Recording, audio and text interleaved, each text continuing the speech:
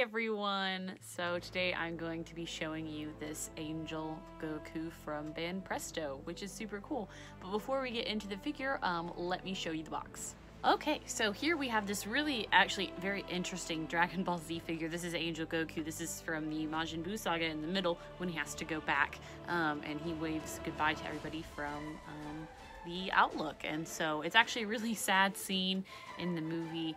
Because especially if you were watching it live, well not live, but when it came out, you didn't know what was going to happen afterwards. Obviously we know Goku came back, but other than that, yeah, so it's actually a really interesting figure. But here is the box. It's a little bit crushed here on the side, but that's just how it came. It doesn't matter though. It's by Banpresto, and it's also, I guess, Crane King did something with it as well. This is part of their dramatic showcase, 5th season, volume 1.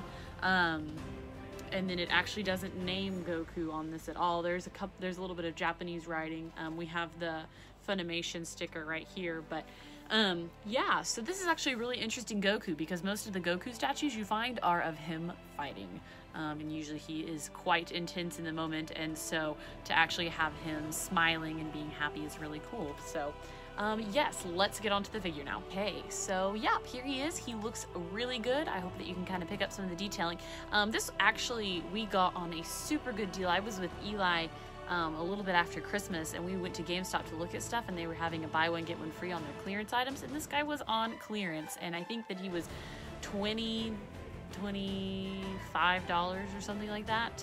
And Eli had gotten a gift card for Christmas, and so we ended up only paying like, and maybe it was $20, $29, something like that. We ended up only paying like $9 or something for 2 of them. So Eli has one too, and so do I, because they had 2 down in the clearance section. So it was an amazing deal. Banpresto does really good statues, and so I was very shocked and amazed and very, very happy. So moving on, I really like the animation in Goku's face here as he's looking down. This looks really, really well displayed.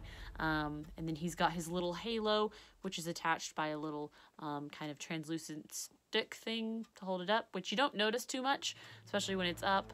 And then he's waving, but you can still see all of his muscle definition, which is cool. He is on a clear plastic base to try to give the illusion that he's lifting off. I believe in the actual scene, which you'll have seen in the beginning, but I haven't seen it until I go and look for it to put in this video clip. I believe that he floats away, but he doesn't have any wings, and they draw it on after the fact. I'll see if I can include that clip. You'll know already if I did or not. But I really, really like Goku's wings. I thought that they'd kind of be a little bit weird with him on, like when I was looking in the box, but they look really good together, I think. And so the feathers are just really, really detailed, and I think it just looks really good. It's on both sides, so the back too, and the statue goes together really, really well.